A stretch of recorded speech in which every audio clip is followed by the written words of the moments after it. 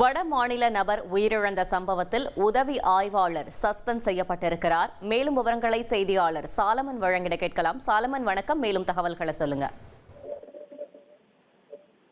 கடந்த 20ஆம் தேதி திருட்டு வழக்கு ஒன்றுல சந்தேகத்தின் அடிப்படையாக வைத்து வேளச்சேரி காவல் நிலையத்தில் விசாரணைக்காக உத்தரப்பிரதேச மாநிலத்தை சேர்ந்த ராஜா நிஷந்த் என்பவர் வேளச்சேரி காவல் நிலையத்துல அழைத்து வந்து அவரிடம் காவல் உதவி ஆய்வாளர் மற்றும் காவலர்கள் அவரிடம் விசாரணை மேற்கொண்டு வந்தனர். அப்போது அந்த உத்தரப்பிரதேச மாநிலத்தை சேர்ந்த ராஜா நிஷந்த் என்பவர் எச்சில் துப்ப போவதாக கூறி அங்கிருந்து கூறியுள்ளார். உடனே காவல்துறையினர் அவரை அனுமதித்ததாக கூறப்படுகிறது. அப்போது திடீரென காவல் நிலையத்தோட 3வது மாடியில் இருந்து திடீரென அந்த நபர் கீழே குதித்திருக்கிறார்.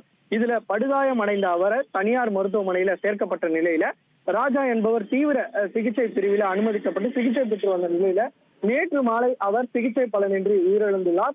இந்த சம்பவம் தொடர்பாக வேளச்சேரி காவல் நிலைய குற்றப்பிரிவு காவல் உதவி ஆய்வாளர் ஜம்புலிங்கம் மற்றும் குற்றப்பிரிவு காவலரான ஜெகதீசன் ஆகியோர் பணியிடை நீக்கம் செய்து உயர் அதிகாரிகள் உத்தரவு ஒன்றை பிறப்பித்துள்ளனர். குறிப்பாக அஜாக்கிரதையாக செயல்பட்ட காரணத்திற்காக அவர்கள் இது போன்று பணியிடை நீக்கம் செய்யப்பட்டிருப்பதாக உயர் அதிகாரிகள் தரப்புல தெரிவிக்கப்பட்டுள்ளது.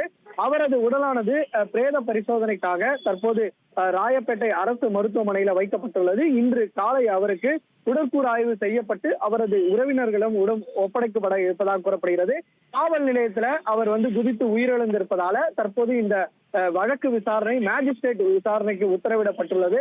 14வது பெருநகர குற்றவியல் நீதிமன்ற நடுவர் பார்த்திபன் என்பவர் தான் நேரில் ஆஜராகி அவர் இது போன்று அவரது உடலை ஆய்வு செய்ய உள்ளார். அதன் பின்பாக அது மட்டுமின்றி காவல் நிலையத்திற்கும் சென்று அவர் இது போன்று விசாரணை மேற்கொள்ள திட்டமிட்டிருப்பதாக தெரிய வருகிறது.